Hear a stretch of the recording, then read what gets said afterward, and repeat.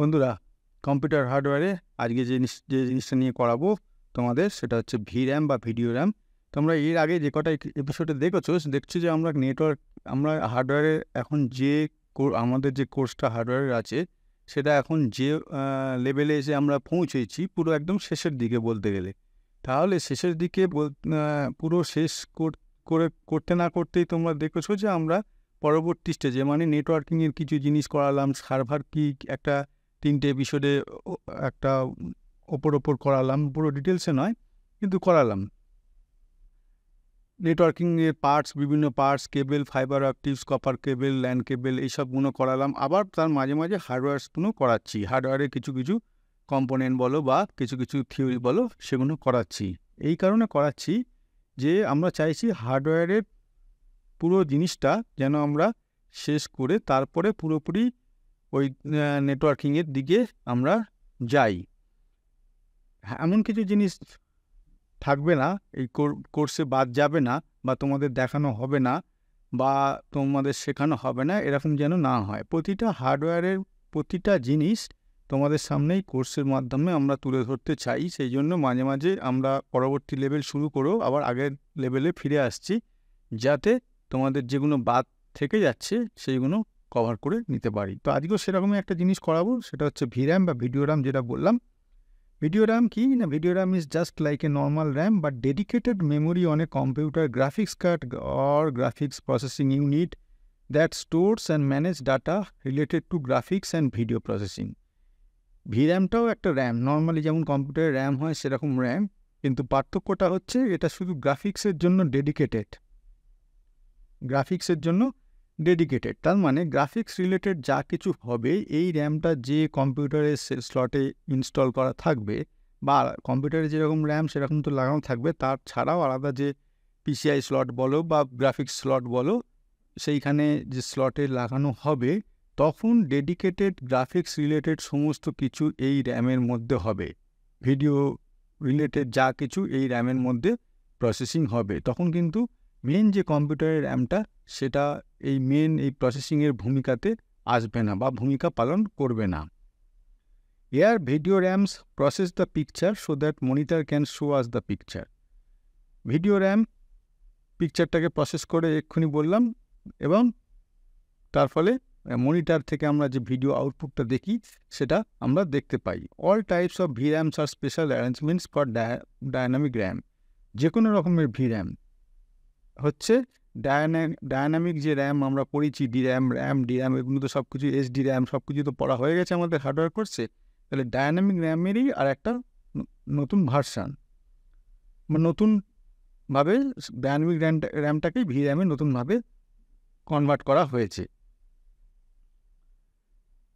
ভির্যামের গঠনের মেন ফান্ডাটা হচ্ছে ডায়নামিক র্যামের ওপর দাঁড়িয়ে আছে। The video RAM is a buffer between the computer and the monitor. এখানে আমাদের কম্পিউটার আছে, এখানে মনিটর আছে। আগে কি হচ্ছিল, এতদিন দেখেছিলাম এখান থেকে ডাটা কেবলের মাধ্যমে মনিটরে আউটপুটটা যাবে, আর এখানে আমরা সেই ডিসপ্লেতে সেটাকে দেখতে পাবো। এখন সেই কম্পিউটারের মধ্যেই আলাদা স্লট করে একটা গ্রাফিক্স কার্ড লাগানো হচ্ছে, যেখানে এই ভির্যাম লাগানো আছে। সেইখানে কম্পিউটারের মধ্যেই যে মেমোরি আছে, সেখান থেকে প্রসেসরের ইনস্ট্রাকশানে সেটা ভির্যামে যাবে, ভির্যামে প্রসেস হবে, তারপরে সেটা মনিটরে ট্রান্সফার করবে। তার মানে ভির্যামটা অ্যাকচুয়ালি বাফার হলো।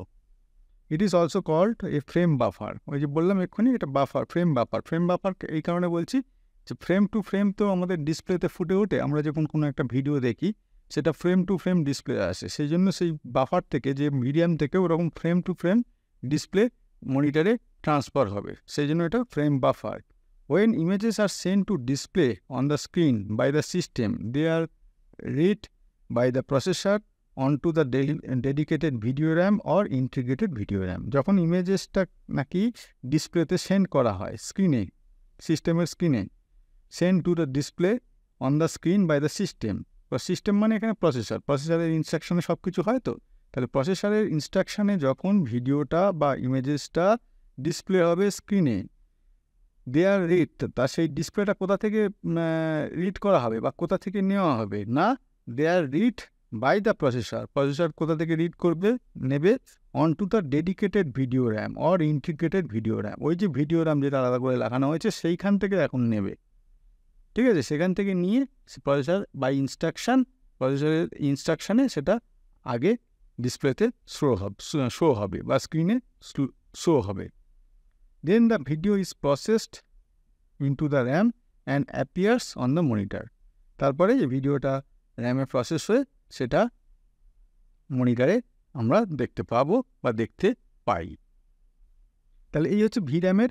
আরও আছে কয়েকটা 3টে পয়েন্ট বলে নিই। সেটা previous high performance video RAM types were double ported মানে দুদিকে পোর্টগুলো থাকতো, যে পিনগুলো আছে না র্যামের স্লটে, একটু পরেই আমরা দেখাচ্ছি র্যামের স্লটে যে পিনগুলো যেখানে স্লটে র্যামটা লাগায় সেটা সিঙ্গেল দিকেও হয়, আবার দুদিকেও দুদিকে হয়। দুদিকে হলে কি হবে না, এদিকেও যা পিনগুলোর ফাংশন হবে, এদিকেও তাই পিনগুলোর ফাংশন হবে। এখানে সে যদি 1 নম্বর কাজটা করে এখানে সেম জিনিস 1A করবে, এখানে 2 করলে এটা 2A করবে, এখানে 3 করলে এখানে 3A করবে, এরকমভাবে করতে থাকবে। ডবল পোর্টেড ওই জন্য বলেছে। While the CPU is taking a new picture to VRAM, the screen reads from the VRAM to modify its current display data. CPU যখন একটা নতুন পিকচার VRAM-এ দিচ্ছে, ঠিক আছে, তখন কি হবে, তাহলে VRAM-এ দিল মানে সেটা কোথায় যাবে, এবার স্ক্রিনে যাবে। The screen reads from VRAM, সেই জন্য বলছে এবার স্ক্রিন সেটাকে ভিডিওটা কোথা থেকে নেবে, VRAM-এ কে দিল, প্রসেসর। এই মানে প্রসেসটা ভালো করে বোঝো।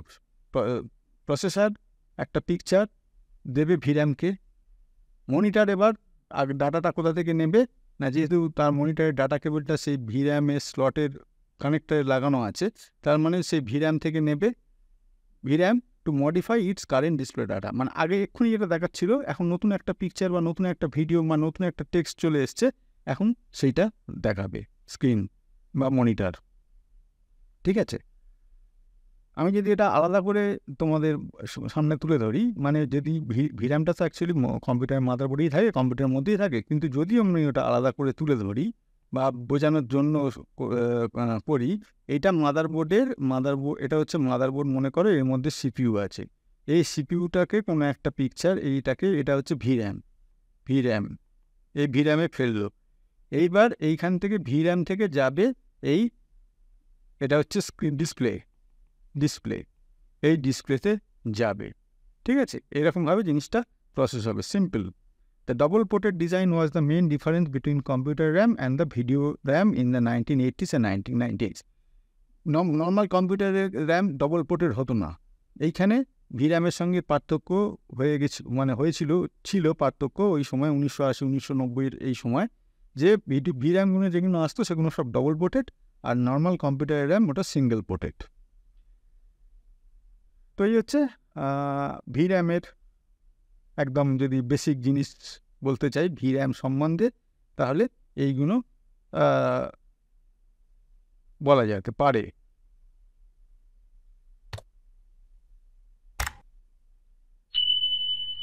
এরপরে আসবো মাল্টি ব্যাংক ডায়নামিক র্যাম।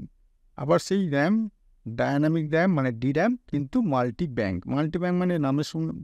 মানে নামের শুনেই বুঝতে পারছো, মানে অনেক কটা থাকবে, ধাপে ধাপে অনেক কটা থাকবে। It is a high performance RAM, it separates memory into multiple 32 kilobyte section or banks.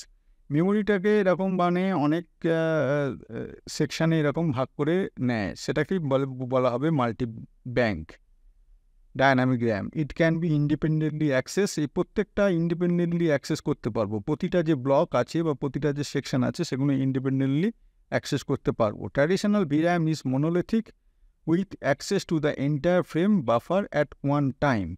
Traditional যে VRAM-গুলো আছে, এই মাল্টি ব্যাংক ডায়নামিক র্যাম না, ট্র্যাডিশনাল যে VRAM-গুলো আছে সেগুলো কিন্তু ওরকম আলাদা সেকশনে আলাদা ব্লকে ভাগ করা নেই, এরকম একটাই। কিন্তু তার মানে এই নয় যে এরকম আলাদা আলাদা জায়গায় আমরা অ্যাক্সেস করতে পারবো না, এখানেও আলাদা আলাদা জায়গায় আমরা অ্যাক্সেস করতে পারবো। মানে মনোলিথিক হলে কি হবে, আমরা আলাদা আলাদা জায়গায় অ্যাক্সেস করতে পারবো। But in contiguous memory banks, a single segment of memory is assigned to execute the process. কিন্তু যদি এই ধরনের র্যাম হয়, যেটা হচ্ছে একটানা এরকম সেকশানে ভাগ করা নেই। একটানা যদি হয় তাহলে কি হয় না, এক সিঙ্গেল সেগমেন্ট অফ মেমোরি, এই মেমোরির একটা সিঙ্গেল সেগমেন্ট মনে করা যাক এইটুকুনি, is assign to execute the process, একটা পার্টিকুলার প্রসেসে অ্যাসাইন করা থাকে যে এই পার্টিকুলার কাজটা তুমি প্রসেস করবে। এখানেও ঠিক তেমনি এই যে সেকশানগুলো ভাগ করা আছে এখানে সব অ্যাসাইন করা থাকবে যে তুমি এই সেকশানটা এই কাজটা করবে, এই সেকশানটা এই কাজ করবে। মাল্টিব্যাক dynamic RAM is also cheaper since cards can be produced with only one correct amount of space for a given resolution bandwidth rather than multiple megabytes. Multibank dynamic RAM খুব সস্তা হয় নর্মাল নর্মাল ভিএমের চেয়ে, কিন্তু এটাই আলাদা, এর যে স্পেসটা আছে the correct amount of speech for a given resolution bandwidth, প্রত্যেকটা আলাদা আলাদা ব্যান্ডউইথের জন্য এর আলাদা আলাদা স্পেস এখানে অ্যালোকেট করা থাকবে এবং সেই অনুযায়ী প্রসেস হবে।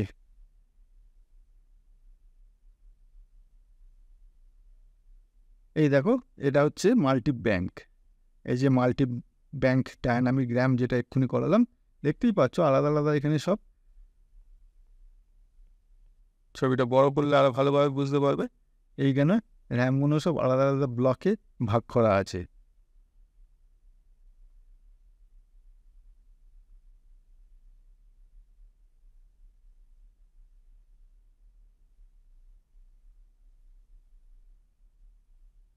এখানেও দেখো এরপরে যেটা আসবো সিনক্রোনাস গ্রাফিক্স র্যাম, ঠিক আছে, ওটা ছিল ভি র্যাম, এটা সিনক্রোনাস গ্রাফিক্স র্যাম। সিনক্রোনাস আগে র্যাম পড়ানোর সময় তোমাদের পড়িয়েছি, যাতে ক্লক এবং ফ্রিকোয়েন্সিটা একই সঙ্গে চলে বা একই সঙ্গে কাজ করে, ক্লকের রেসপেক্টে একই সঙ্গে কাজ করে, সেটাই হচ্ছে synchronous. It is a relatively low cost clock synchronized DRAM video memory, এটা অনেক দাম কম হয় এবং যেটা বললাম তোমাকে এক্ষুনি, তোমাদের ক্লক সিনক্রোনাইজ মানে ক্লকের সঙ্গে সিনক্রোনাইজ করে হয়ে ডাটাটা কাজ করে, এর মধ্যে যে ডাটাটা প্রসেস হবে সে কীরকমভাবে কাজ করবে না ক্লকের সঙ্গে সিনক্রোনাইজ হয়। ক্লকটা এখানে কী ভূমিকা পালন করে না, ওই তোমাদের আগে বলেছিলাম এনসিসিতে যেমন ধরো বা আর্মিতে যখন কোনো একটা দল আর্মি লেফট রাইট প্যারেড করতে করতে যাচ্ছে, সামনে একজন থাকে, সে যেরকম বলে সেরকম অনুযায়ী সে নিজে করে এবং বাকিরাও করে, সে হচ্ছে ক্লকের ভূমিকা পালন করে, তার সঙ্গে তাল লেখে বাকিরা করে। এখানেও ঠিক তেমনি সেই ক্লকের সঙ্গে যে ডাটাটা প্রসেস হবে সেই ডাটাটা ক্লকের সঙ্গে তাল লেখে কাজ করবে। SDRAM is a singular port memory, এটা কিন্তু ডবল পোর্ট নয়, সিঙ্গুলার পোর্ট, এই যে এখানে দেখো singular port memory, but this can function like dual port memory by constructing new memory pages simultaneously rather than just one. এটা অন্যভাবে dual পোর্টের কাজ করবে। ডুয়াল পোর্ট মানে কি, যেটা বলেছিলাম এদিকেও যা কাজ হবে ফাংশন হবে পিনগুলোতে, উল্টো দিকেও তাই হবে। তাহলে এখন যদি সেইরকম পোর্ট একদিকেই থাকে, মনে করো একদিকেই আছে, তাহলে একই জিনিস দুবার করে দুদিকে কী করে হবে না, এখানে কি করছে by constructing new memory pages simultaneously, নতুন নতুন মেমোরি পেজ তৈরি করে যাচ্ছে পরপর পরপর পরপর পরপর। তাহলে কি হলো, যেন মনে হচ্ছে যেন ডবল ডুয়াল পোর্ট থাকলে যে ফাংশনটা হতো, যেরকমভাবে ফাংশনটা হতো সেরকমভাবে কাজ হচ্ছে, সেই জন্য এটা ডুয়াল পোর্টের ভূমিকাও পালন করতে পারে।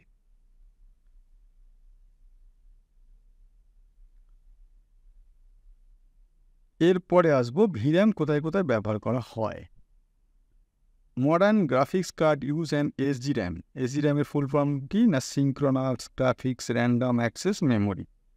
মডার্ন গ্রাফিক্স যতগুলো কার্ড আছে, মডার্ন গ্রাফিক্স যে কার্ড বেরোচ্ছে সেগুলো কিন্তু synchronous graphics random access memory use করে, SGRAM কল্ড GDDR5, যেটা টেকনিক্যালি নাম যেটা আমরা বলি DDR1, মনে আছে নিশ্চয়ই তোমাদের, DDR1, DDR2, DDR3, DDR4, DDR5, এটাকে বলা হয় GDDR5 মানে double data rate, DDR5 synchronous dynamic random access memory. সবই র্যান্ডম অ্যাক্সেস মেমোরি, সবই ডায়নামিক র্যান্ডম অ্যাক্সেস মেমোরি, সবই synchronous dynamic random access memory, SDRAM যেটাকে আমরা পড়েছিলাম, SDRAM।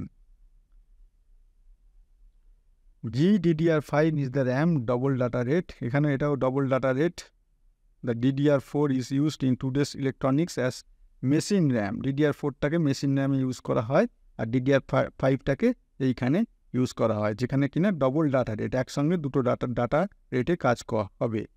দ্য অনলি কি difference between VRAM and device RAM, এই যে machine RAM বা ডিভাইস র্যাম যেটাকে বলা হচ্ছে, এই VRAM-এর সঙ্গে ডিভাইস র্যামের পার্থক্যটা কি? Is the speed and the potential to imitate dual port functionality. Normal RAM, device র্যামের কিন্তু ডুয়াল পোর্ট ফাংশনালিটি হয় না সাধারণত, কিন্তু VRAM-এর ক্ষেত্রে অবশ্যই সেই ডুয়াল পোর্ট ফাংশনালিটিটা পাওয়া যায় এবং তার স্পিডটাও বেশি হয়, VRAM-এর স্পিডটাও বেশি হয়। VRAM is needed in case of complex texture of images or render 3-dimensional structure. VRAM-টা দরকার অবশ্যই যেখানে কমপ্লেক্স টেক্সচার, মানে লেখার অনেক জটিলতা আছে, 3D পিকচার আছে, এরকম ইমেজ আছে, সেই রকম ক্ষেত্রে সেই রকম ভিডিও বা সেই রকম ডিসপ্লে শো করতে অবশ্যই VRAM দরকার। Video games or 3D graphics design software are the most popular example of this application. এই যে কমপ্লেক্স টেক্সচার বা ইমেজেস, 3-dimensional স্ট্রাকচার কোথায় দেখতে পাবো আমরা? না, ভিডিও গেম অথবা 3D গ্রাফিক্স সফটওয়্যারে দেখতে পাই বা দেখতে পাবো। এখন তাহলে তার মানে বলতে হবে যে এই ভিডিও গেমে বা 3D গ্রাফিক্সে আমার এগুলো দরকার? হ্যাঁ, দরকার। যদি না থাকে কি হবে? VRAM plays an important role in efficiency with gaming such as loading times and image quality. একটা এখনকার দিনের গেমস অনেক বেশি হাইফাই হয়ে গেছে, সেগুলো লোড হতে যদি প্রপারলি র্যামের ব্যবস্থা না থাকে, কম্পিউটারে লোড হতেই অনেক টাইম লেগে যাবে, কারণ ওখানে তার ব্যান্ডউইথটা বা তার ক্যাপাসিটিটা অনেক বেশি। সুতরাং যদি VRAM-টা প্রপারলি না থাকে, তাহলে লোড যদি হতে দেরি হয়, তাহলে সেটা যখন প্লে করব বা খেলা হবে, সেটা তো তার মানে কিছুই বলতে গেলে অনেক দেরি হবে। সেই জন্য প্রপার VRAM দরকার হয়। রেন্ডারিং, এরপরে আসছে rendering a massive AAA game at 1920x1080 resolution, এটা খুব high resolution, is different from rendering a game at 4K UHD quality, মানে ultra high definition quality 4K। Normal একটা AAA গেম যেখানে নাকি আমাদের কম্পিউটারে, যেটা আমরা খুব সহজেই সেট করতে পারি রেজলিউশন 1920 বা x1080, এই রেজলিউশনটা সেট করতে পারি, সেটা এক কথা। কিন্তু যেগুলো খুব 4K UHD কোয়ালিটি গেম আছে, সেখানে কিন্তু এই রেজলিউশনে কাজ করবে না, সেখানে আলাদা করে VRAM আমাকে লাগাতেই হবে। It requires extra graphics memory, এই 6GB হোক, 8GB হোক, 12GB হোক, বা এখন আরও যা বেরিয়েছে সেইগুলো আমাদের কিন্তু লাগাতেই হবে। না হলে নর্মাল সিস্টেম, আমাদের যে কম্পিউটারের যে মেমোরি, ওরা কিন্তু এত ডাটা লোড করতে, সেগুলোকে এক্সিকিউট করতে, সেগুলোকে প্লে করতে কখনোই পারবে না। Extra video RAM is needed to render an image of high quality. সুতরাং এক্সট্রা ভিডিও র্যামটা লাগবেই, যে একটা high quality, ultra high definition কোয়ালিটির ভিডিও বা ইমেজ রেন্ডারিং করতে, মানে চালাতে আর কি, সোজা কথায়। It helps the user to have proper texture and images. এটা থাকলে কি হবে না, প্রপার টেক্সচার অথবা ইমেজের এবং ইমেজটা আমরা পাবো। না হলে কি হয়, অনেক সময় দেখবে যদি ঠিকঠাক কনফিগারেশন না থাকে এবং আমরা হাই গেম, মনে করো একটা কোনো বাইকের রেস একটা খেলছি, কিন্তু দেখবে ছবিটা কেটে কেটে যাচ্ছে, ছবিটা আটকে যাচ্ছে, কোথাও ছবিটা ব্লার হয়ে যাচ্ছে, তার মানে কি রেজলিউশনটা ম্যাচ করছে না, রেজলিউশনটা সিঙ্ক করছে না। ওই যে গেমের জন্য যে রেজলিউশন দরকার চালাতে গেলে, সেইটা র্যাম সাপোর্ট দিতে পারছে না অত হাই স্পিডে, অত হাই কোয়ালিটিতে। এক হচ্ছে তার ইমেজ কোয়ালিটি, তার ডিসপ্লে কোয়ালিটি অনেক হাই, আলট্রা হাই 4K লেভেলে। সুতরাং সেই রেজলিউশনটা তো সেরকম হতে হবে, নাহলে সেই পিকচার তো ব্লার হবে, কেটে যাবে, ফেটে যাবে, আটকে যাবে। র্যামের অনেক হাই র্যাম সাইজ লাগবে, যেখানে ডেডিকেটেডলি শুধু ওই গেমটাই খেলা হবে। নর্মাল র্যামের ক্ষেত্রে কী হয়, আরও অনেক কিছু অ্যাপ্লিকেশন সেখানে রান হয়, তার ফলে সেখানে জায়গাটা কুলোয় না। এবার ডেডিকেটেড VRAM থাকলে কি হবে, সেইখানে ডেডিকেটেডলি গেমটা সেইখানে লোড হয়ে সেখানে এক্সিকিউট হবে, তার ফলে সেখানে র্যামের শর্টেজ পড়বে না। তো এইসব কারণের জন্য VRAM গেম খেলতে গেলে, হাই ডেফিনিশন গেম খেলতে গেলে লাগবেই আজকালকার দুনিয়ায়। ঠিক আছে, তো এটা ছোটো জিনিস VRAM, এটা তোমাদের আগে করানো হয়নি, এটা করিয়ে দিলাম। এটা আমাদের কাজে, হার্ডওয়্যারের কাজে এটা VRAMটা ফেস করতেই হয়। বিভিন্ন কাস্টমারের এন্ডে দেখবে এখনকার দিনে যারা কম বয়সী গেম খেলতে অভ্যস্ত, হাই গেম খেলতে অভ্যস্ত, তাদের ওখানে আলাদা করে গ্রাফিক্স কার্ড দিয়ে ওখানে কার্ড থাকবে এবং লাগানোই থাকবে। ঠিক আছে, এই যে দেখো, এটা হচ্ছে SG RAM, এরকম স্লটে লাগানো হয়। আর এইটা হচ্ছে এই GDDR5, ঠিক আছে, এটা হচ্ছে GDDR5, আর এখন যেটা বেরিয়েছে GDDR6, এই দুটোর এখানে ছবি দেখিয়েছি। এখানে দেখো স্লটের এখানে স্লট আছে, এই স্লটটা ওখানে মাদারবোর্ডের স্লটে বসে যাবে। আর এখানে 3খানা ফ্যান, দেখতে পাচ্ছ কত তার মানে হিট হয়, এটা চললে কত হিট হবে, কত হাই স্পিডে এটা চলে। 3খানা করে ফ্যান দেওয়া হয়েছে যাতে এটাকে সবসময় কুল রাখতে হয়, কুল রাখা যায়।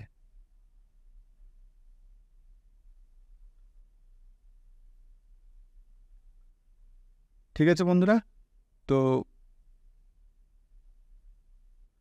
VRAM আজকে এখানেই শেষ করছি। পরের দিন হার্ডওয়্যারের হোক, নেটওয়ার্কিংয়ের হোক বা অন্য কিছু হোক, এই কোর্সের সঙ্গে সম্বন্ধ বা এই কোর্সের সঙ্গে লিঙ্ক পাওয়া যাবে, এরকম কিছু নিয়ে তোমাদের সামনে আবার ফিরে আসব। আজকে আর ভিডিও লম্বা করছি না, এই পর্যন্তই রাখছি। পরের দিন আবার নতুন ভিডিওর সঙ্গে তোমাদের সঙ্গে দেখা হবে। Thank you.